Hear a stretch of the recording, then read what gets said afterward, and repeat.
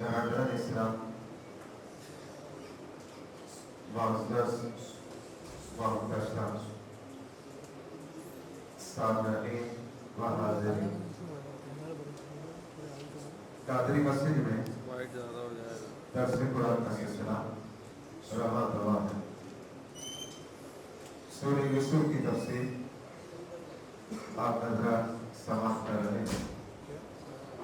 آج انشاءاللہ آپ حضرات کے سامنے سورہ یوسف کی آیت نمبر 58 سے 62 تک ٹوٹل 5 آیات ہوتی ہیں۔ اس کی تفسیر آپ حضرات کے سامنے پیش کروں گا۔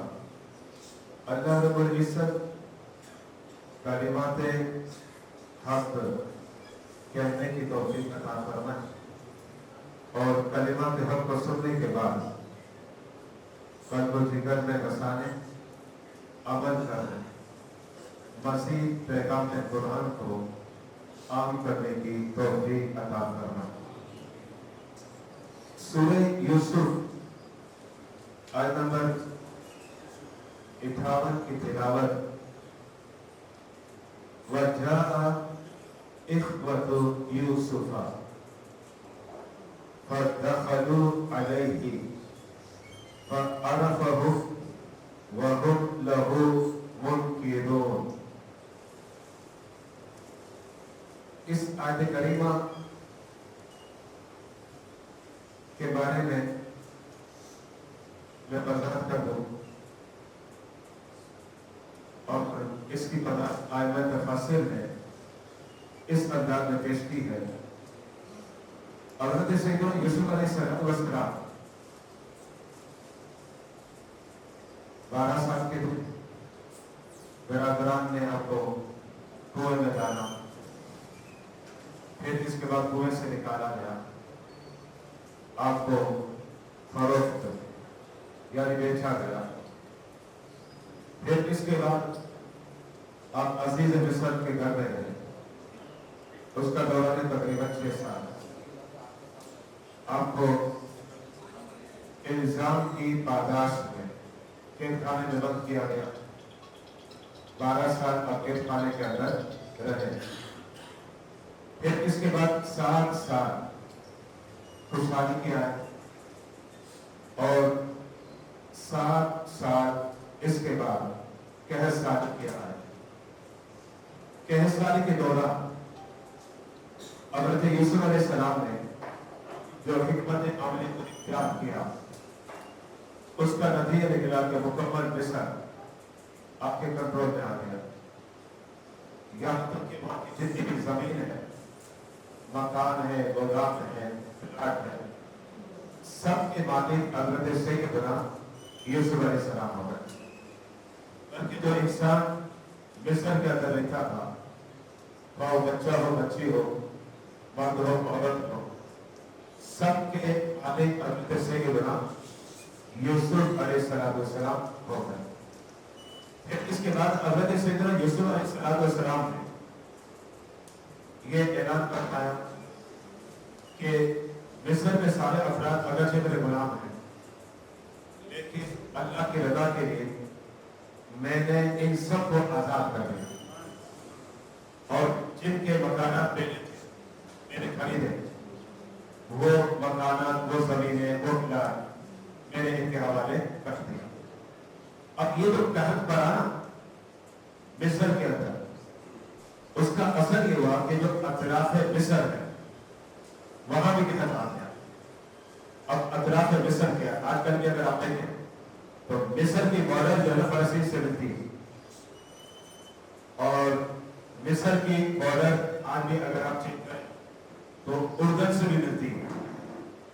تو یہ جو اطراف مصر ہے، ایک تو شام ہے، دوسرا آپ کا اردن ہے، تیسرا آپ کا فلسطین ہے، یہ سب کے سب اطراف مصر کے۔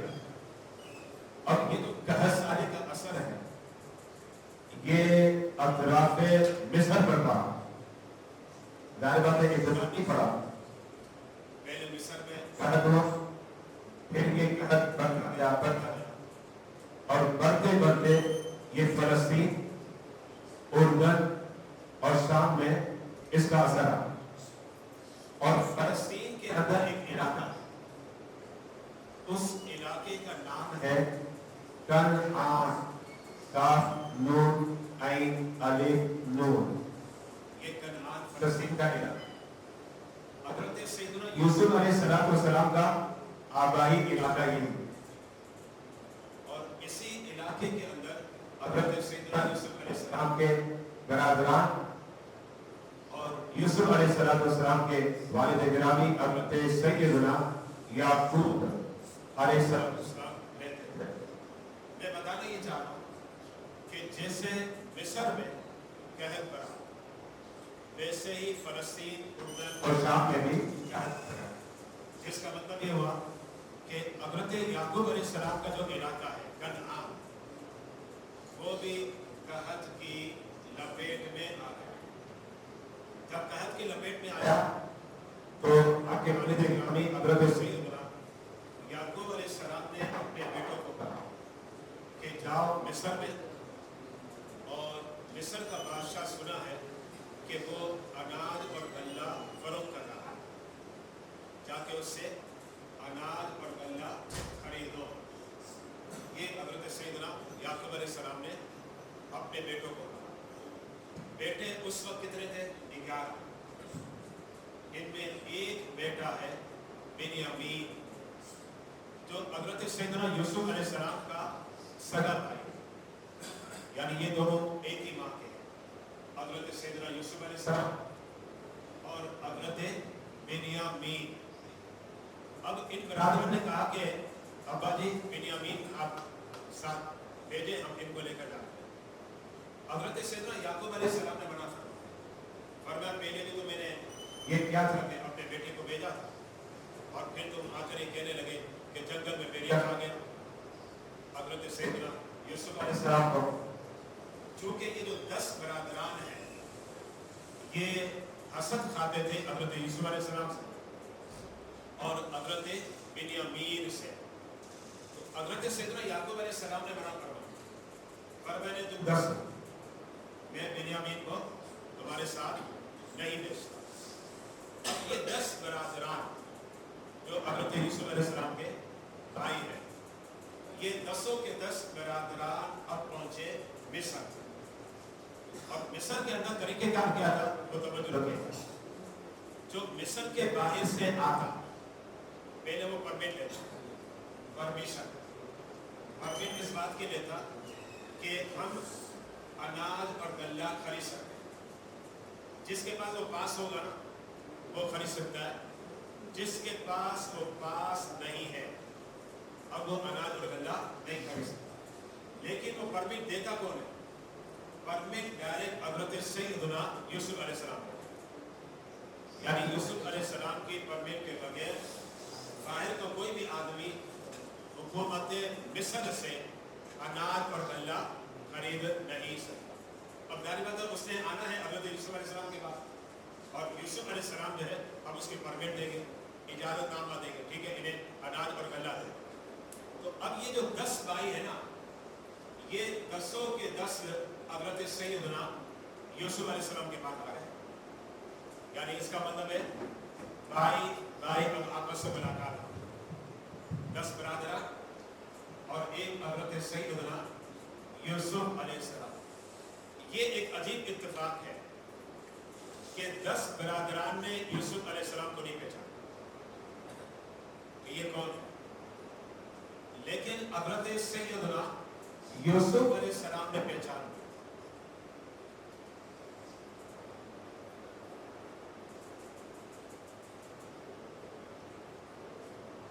حضرت سیدنا یوسف علیہ السلام نے پہچان کہ یہ میرے بھائی. اب آپ کے ذہنوں میں ایک بات ہے، یوسف علیہ السلام نے تو پہچانا، 10 برادران نے حضرت یوسف علیہ السلام کو نہیں پہچانا، یہ کیا بات؟ اس کا جواب سنیے گا جو سوال ایک ذہن میں آتا.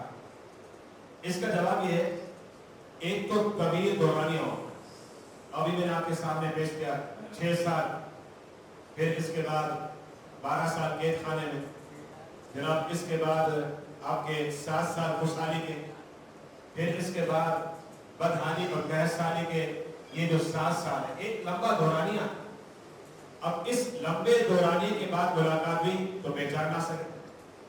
دوسرا، برادران یہ سمجھ رہے تھے ہم نے تو یوسف کو سیل کر دیا، فروخت کر دیا، تو یا تو یوسف مر چکے ہوں گے، یعنی ہمارا بھائی مر گیا ان کے ذہنوں میں یہ، یا پھر اگر وہ نہیں بھی مرا تو وہ کسی کے گھر میں غلامی کر رہا ہو.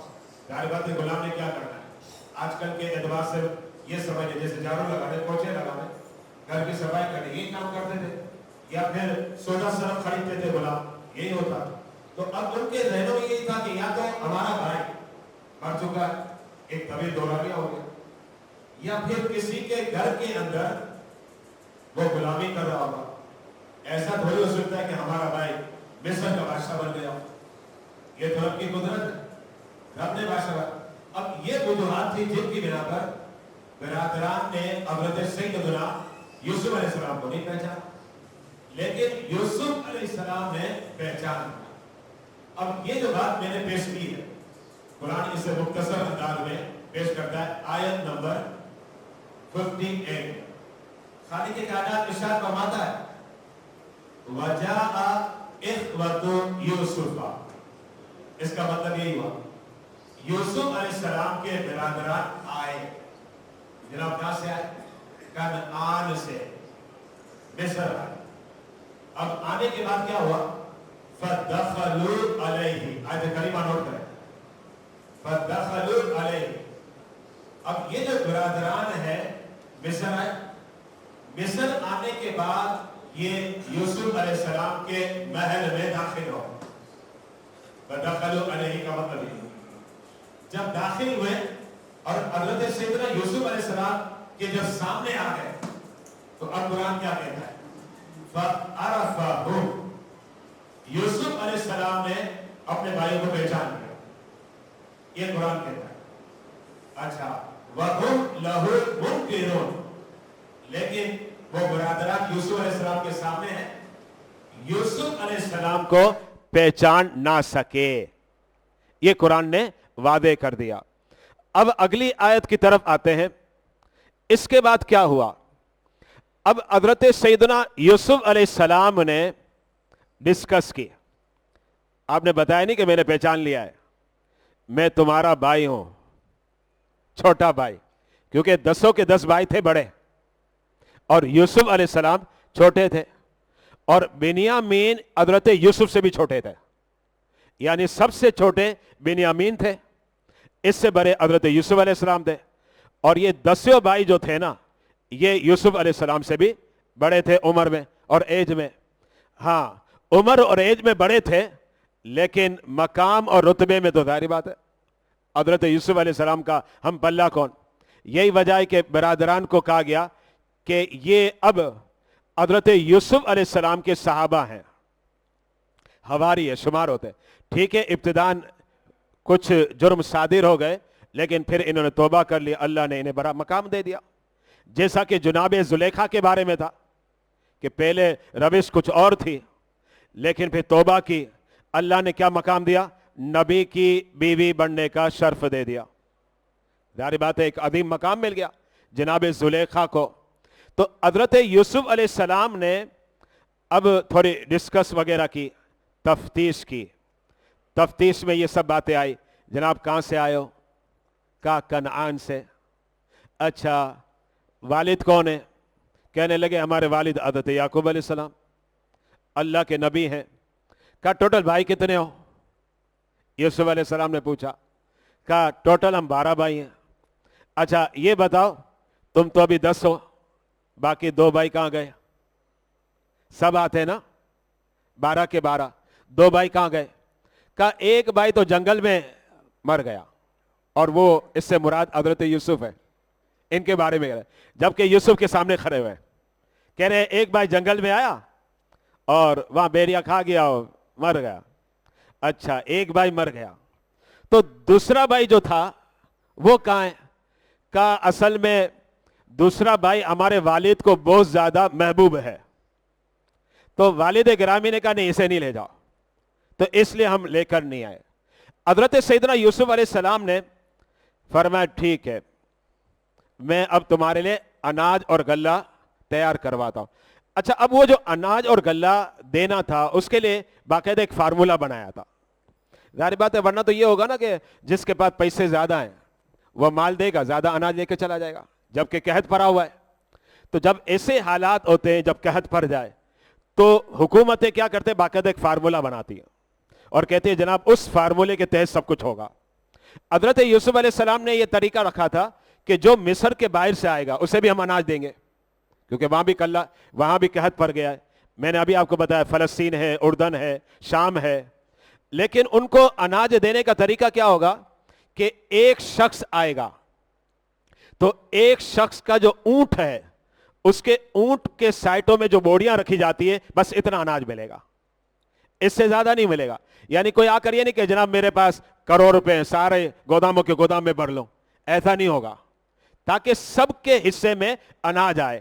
تو حضرت یوسف علیہ السلام نے فرمایا چونکہ تم لوگ آئے ہو تمہارا حصہ ملے گا جیسے اوروں کو ملتا ہے، لیکن تمہارا بھائی نہیں آیا بنیامین، اس کا حصہ نہیں ملے گا.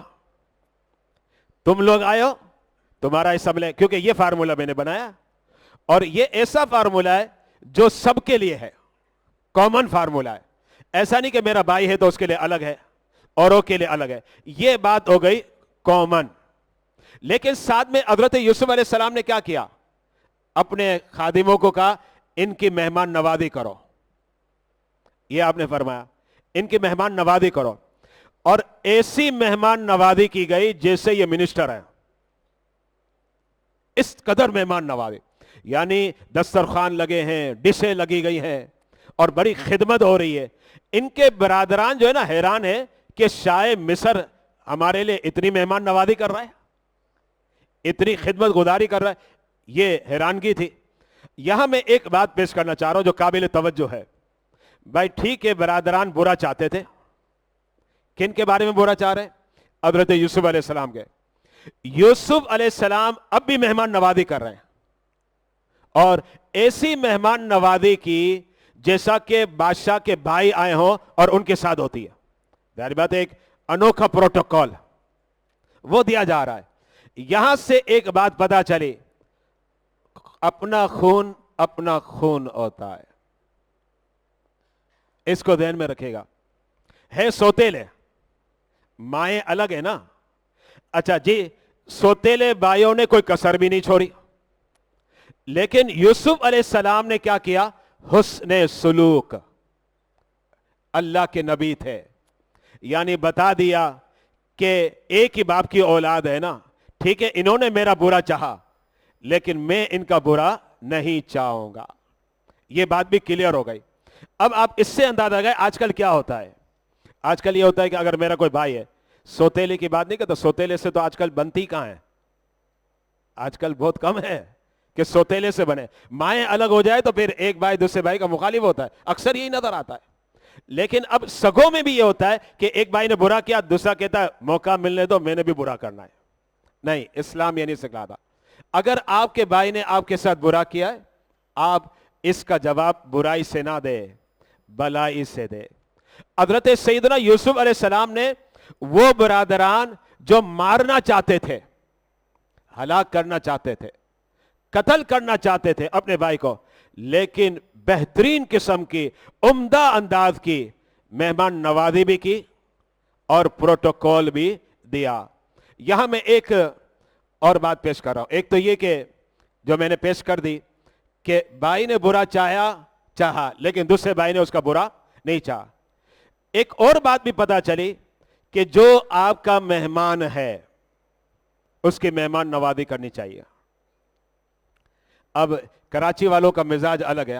میں بھی بڑا گھومتا پھرتا رہتا ہوں، بہت میرے ٹور لگتے رہتے ہیں. جیسے میں گزشتہ اتوار کو بھی نہیں تھا کراچی میں کشمیر چلا گیا تھا.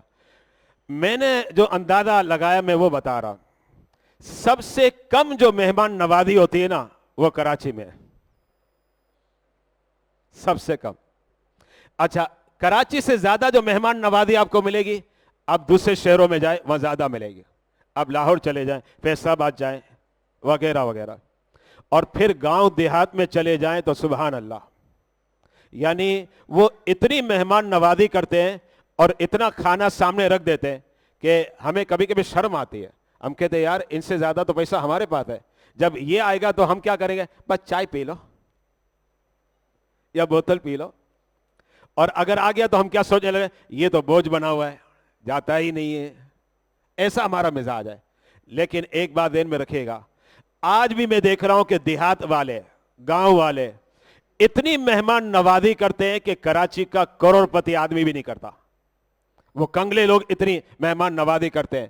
اور یہ میرا جو تجربہ ہے نا, 1 2 3 4 5 کا نہیں ہے, سینکڑوں مرتبہ کا تجربہ ہے, سینکڑوں مرتبہ کا.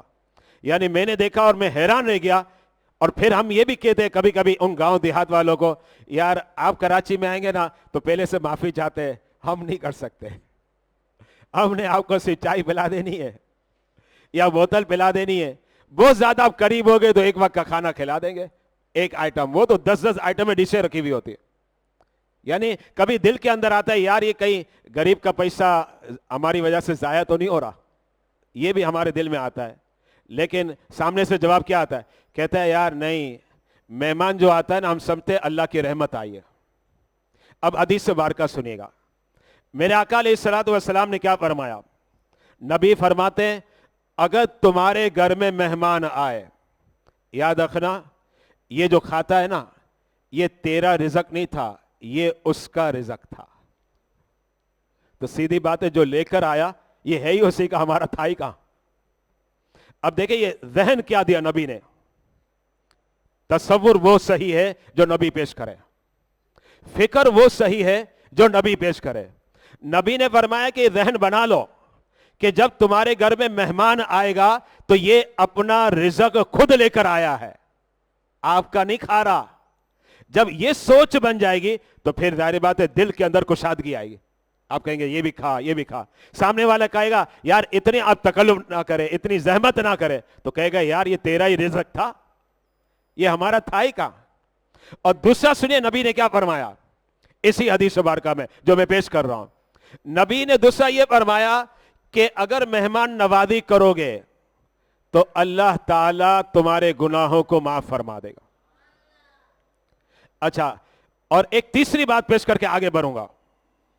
تیسری بات یہ جو اسلاف سے ثابت ہے, یہ میں حدیث نہیں پیش کر رہا, یہ بزرگوں کی بات کر رہا ہوں. اسلاف سے یہ ثابت ہے کہ مہمان آتا ہے اور پھر مہمان جا رہا ہوتا ہے نا تو اکیلا نہیں جاتا, بلکہ مہمان اس گھر میں جو آفتیں بلائیں ہوتی ہیں نا ان کو ساتھ لے جاتا ہے. اس کا مطلب کیا ہوا؟ اس کا مطلب یہ ہو کہ مہمان کے آنے سے گھر کی آفتیں اور بلائیں ختم ہو جاتی ہیں. دیکھیں نا اب حدیث میں پڑھتے ہیں نا صدقہ دو, کیا ہوتا ہے کہ صدقہ دینے سے آفتیں ٹل جاتی ہیں. تو صدقہ دینے سے آفتیں ٹل جاتی ہے, مہمان آئے اس کی مہمان نوازی کی جائے تب بھی آفتیں ٹل جاتی ہے. اچھا, بعض لوگ یہاں سوال کرتے ہیں, میں اس سوال کا جواب دے رہا ہوں. سوال یہ کرتے ہیں یار مہمان آیا اور ساری آفتیں لے گیا تو پھنس تو وہ گیا. نہیں, ایسا ہرگز نہیں ہے. مطلب یہ ہوتا ہے کہ مہمان آیا, اب مہمان جب جا رہا ہے نا تو آفتیں اس کے ساتھ جا رہی ہیں. مہمان اپنی منزل جاتا ہے, آفتیں اپنی منزل جاتے, راستے الگ ہو جاتے ہیں. یہ بات ذہن میں رکھے, کیونکہ ایک شخص نے مجھے یہی کہہ دیا, کہا یار یہ تو مہمان تو بیچارہ پھنس گیا کہ جس گھر میں گیا اس کی آفتیں تو اپنے سر پہ لے لی اس نے.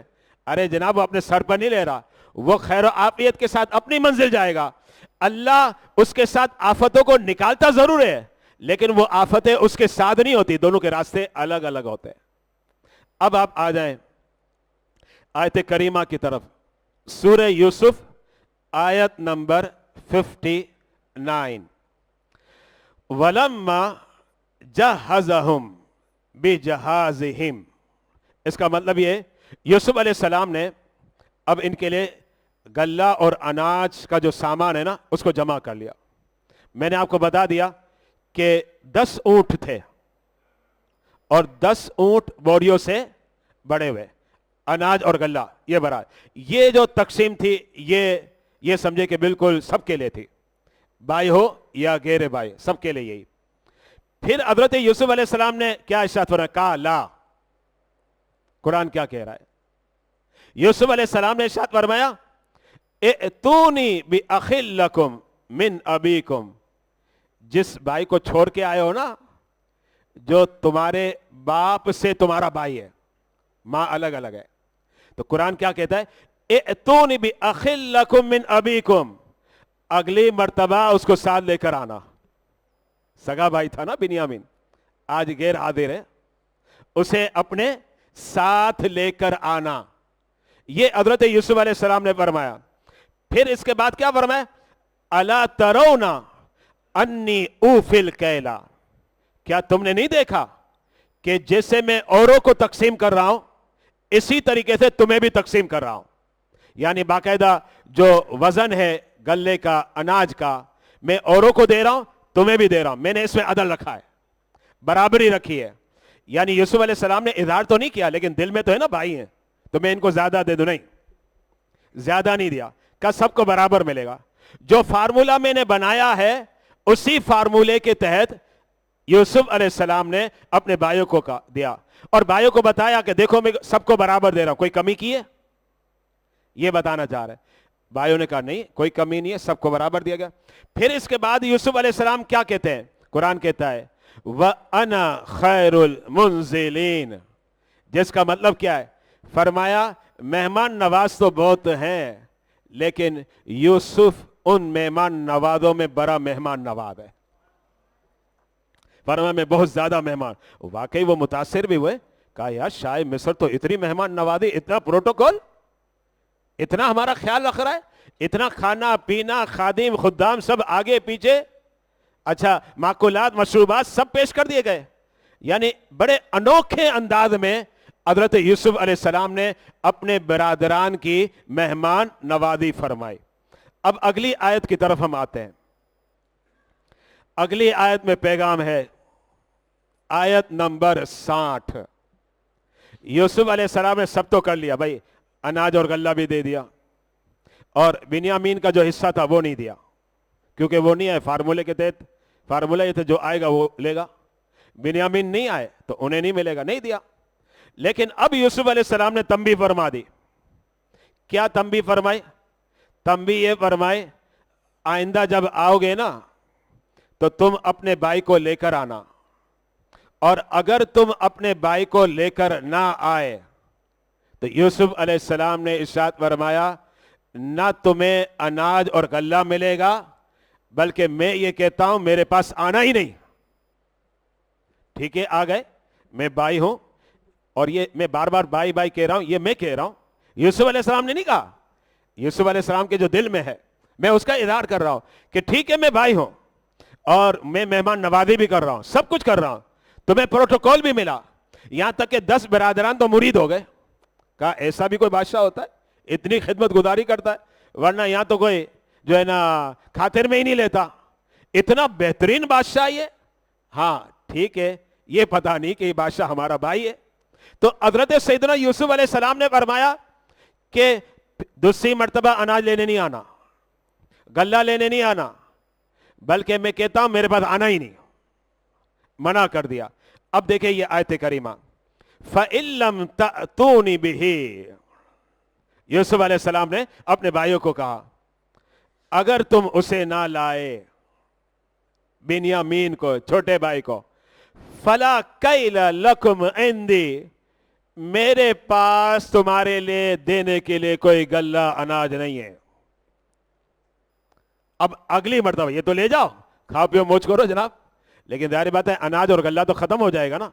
जब खत्म होगा और कहत पड़ा हुआ है तो फिर लेने आएंगे, और जब फिर लेने आएंगे तो हजरत यूसुफ अलैहिस्सलाम ने फरमाया फला कैला, अब कोई अनाज नहीं है, अब कोई गल्ला नहीं है, लकुम तुम्हारे लिए, इंदी मेरे पास।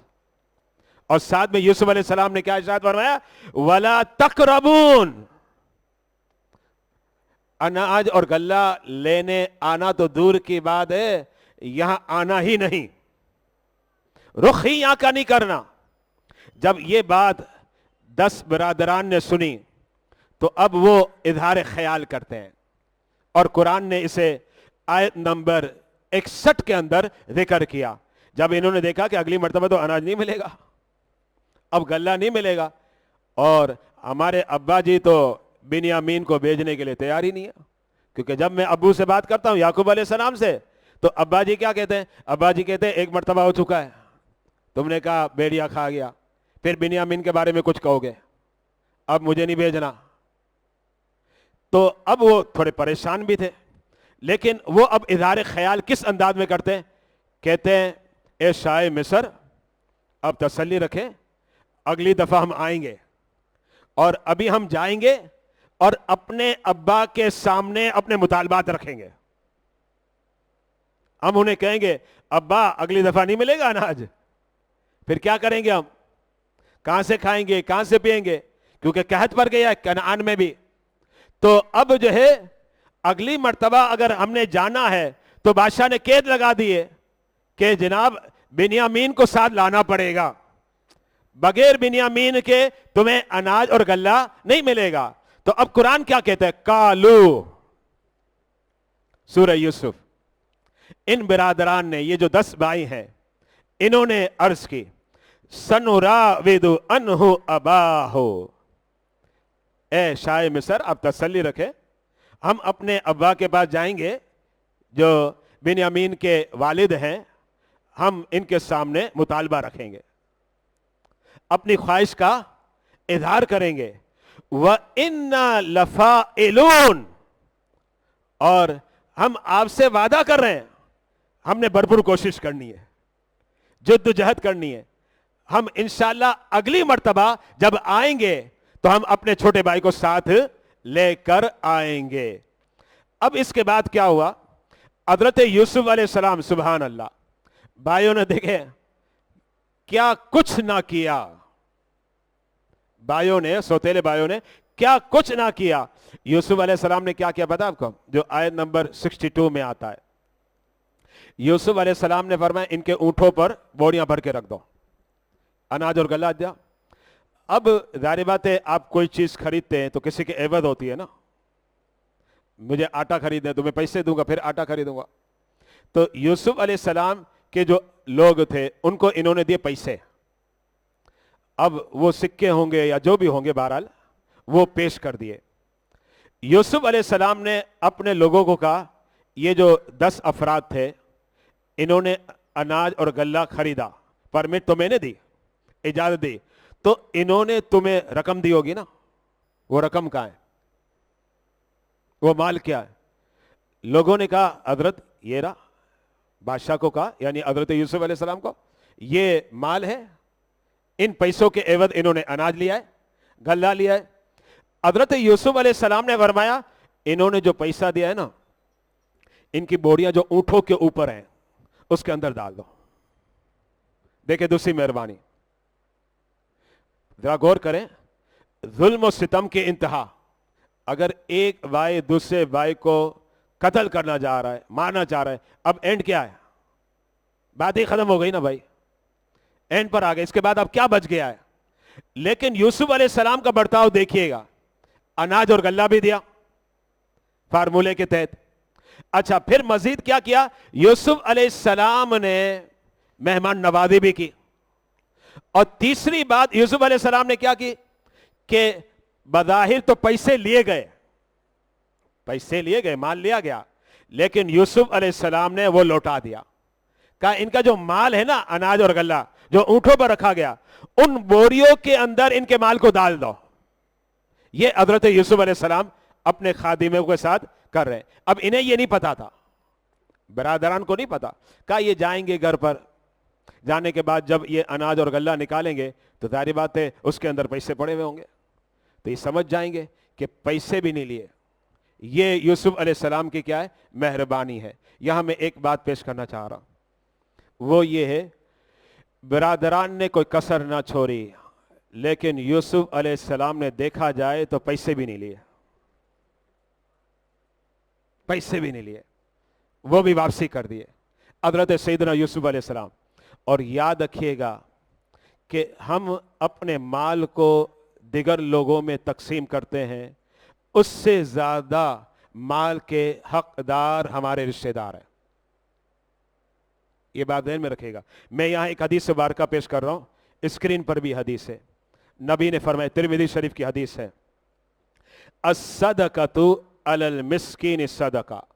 फरमाया जब तुम गरीब आदमी को सदका देते हो ना, ये सदका है, लेकिन वही अला रहमी सिंतान, अगर तुमने वही सदका अपने रिश्तेदार को दिया, वो जरूरतमंद है, महसूस हो रहा है ये जरूरतमंद है, और तुमने अपने रिश्तेदार को दिया, मेरे नबी ने क्या फरमाया सुनिएगा, नबी ने फरमाया सिंतान, तुम्हें डबल अजर मिलेगा।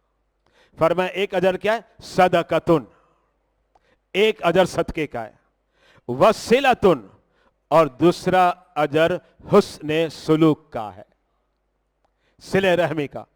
पता ये चला कि हम जो बाहर तकसीम करते हैं, ठीक है आप तकसीम करें, कोई मसला नहीं, लेकिन अफजल क्या है अपने रिश्तेदारों में तलाश करें। भाई है, भतीजा है, भांजा है, मामू है, चचा है, फूफी है, इनको देखें, अगर वो मुस्तहिक है उनको सदका दिया तो नबी ने वादे कर दिया सिंतान, डबल, सदकतुन वसिलतुन, सदके का सवाब भी मिलेगा और सिले का सवाब भी मिलेगा। एक और हदीस मुबारका पेश करना चाह रहा हूं, मेरे नबी ने फरमाया कि अगर उसके रिश्तेदार जरूरतमंद है, मोहताज है, और वो उन्हें नहीं देता, बाहर देता है, चूंकि उसने अपने रिश्तेदारों की तरफ तवज्जो नहीं दी, तो क़यामत के दिन अल्लाह ताला उस पर नजर रहमत नहीं फरमाएगा। ये भी हदीस से बार का जामे सगीर की हदीस है, जरा तवज्जो रखें। हम चराग तले कहते ना, चराग तले अंधेरा है, चराग तले अंधेरा है। मैंने बाद सेठ लोगों को भी देखा, बाद सेठ लोगों का मिजाज क्या पता आपको, मैं शिकवे के तौर पर कह रहा हूं, लेकिन सबकी बात मैं नहीं कर रहा।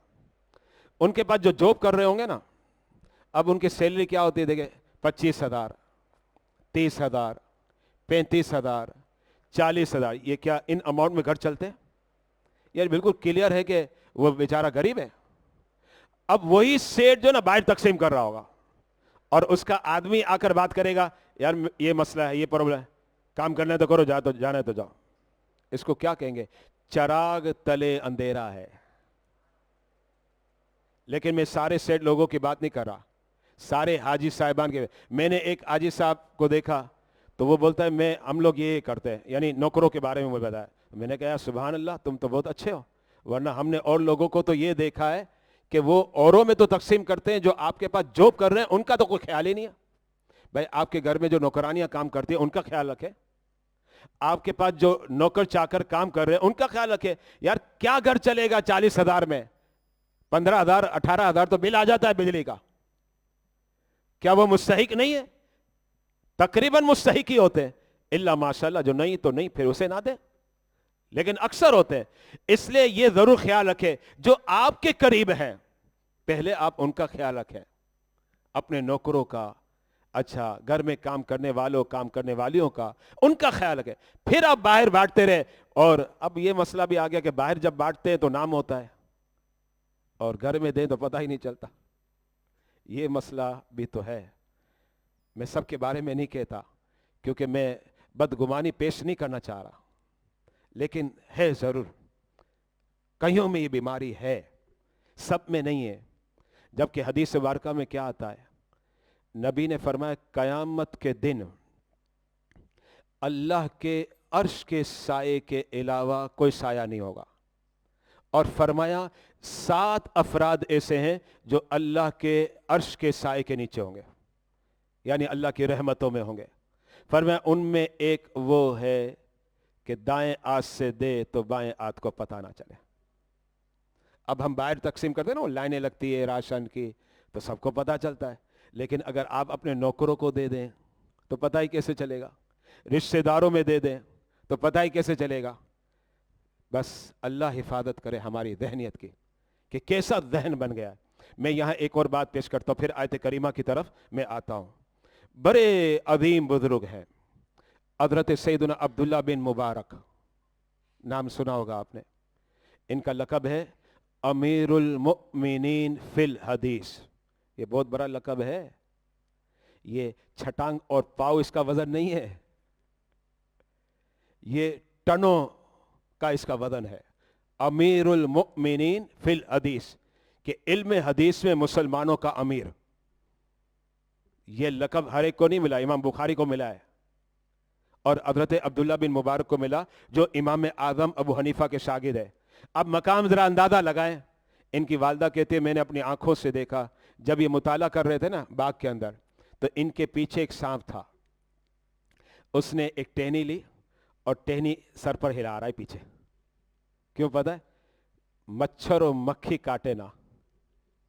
ये अब्दुल्ला बिन मुबारक, अब्दुल्ला बिन मुबारक गुजरे ना एक जगह से, एक उम्र रसीदा खातून थी, किसी ने कहा अब्दुल्ला बिन मुबारक आ रहे, कहा आज तो चमक गए सितारे। कहा कैसे?